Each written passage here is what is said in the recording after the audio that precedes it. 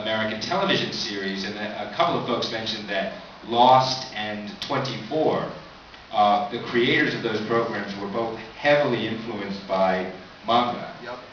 And they really loved that style of storytelling. They thought this can work on US TV, and look what happened. Yeah.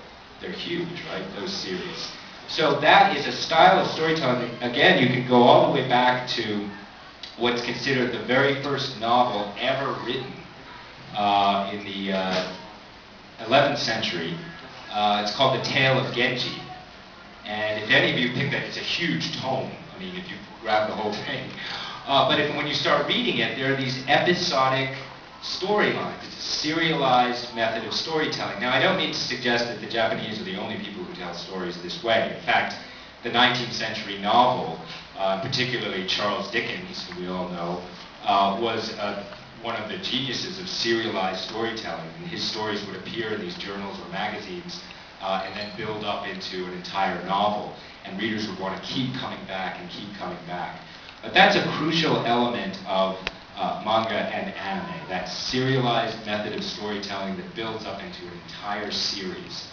So there are some other elements as well, but Pokemon introduced some of those fundamental elements of Japanese-style storytelling and visual representation, and it hooked or addicted generations of American kids who wanted more, even if they moved on from Pokemon.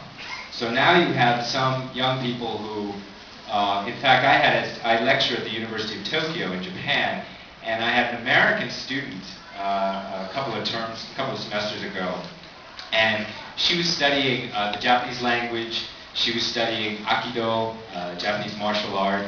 She was studying Ikebana, Japanese flower arranging. Really serious kid. So finally, one day after class, I asked her, I said, you know, she had come from Michigan. So I asked her, I said, what possessed you to come, and she had, you know, she didn't have any Japanese family members, etc. So I said, what possessed you to come from Michigan all the way to downtown Tokyo?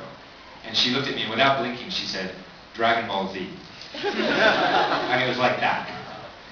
So, and that's another element that I explore in the book, which is that a lot of people assume that, well, the interest in Japanese pop culture is just superficial. It's just a bunch of anime fans who like to dress up and go and get into cosplay for a weekend. They're just downloading stuff on the internet, and that's it. They're just having a gas, you know, fun with it. But I've actually met a lot of young Americans who started studying the language, who start exploring the food and other aspects of the culture. And one of the reasons for that, I think, is that Japan, despite, of course, modernizing and becoming the world's second most powerful economy, has actually retained quite a striking amount of its traditional culture. So if you get into manga, you start seeing these characters taking their shoes off when they enter a home or apartment and kneeling on these grass mats, right? You see characters eating these white rice balls, right? And communicating as they're talking as they're eating these rice balls. You start seeing the architecture. You start seeing ways of interaction and codes of interaction that don't quite seem like Hollywood or like your standard American television show. And these elements speak of a culture that is still very much alive and yet doesn't look to a Westerner like something familiar. It looks fresh. It looks different. And you know, if you love Harry Potter, you can't really go to Hogwarts, right? You can get into it. You can go to England and wander around some castles, but you can't find Hogwarts.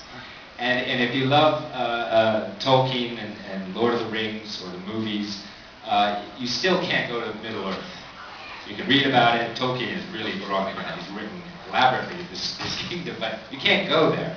But if you get into manga and anime, you can go online, and with a few clicks, you can actually see a live webcam in Shibuya or Shinjuku in Tokyo. Not only can you go there, but you can actually see it in real time.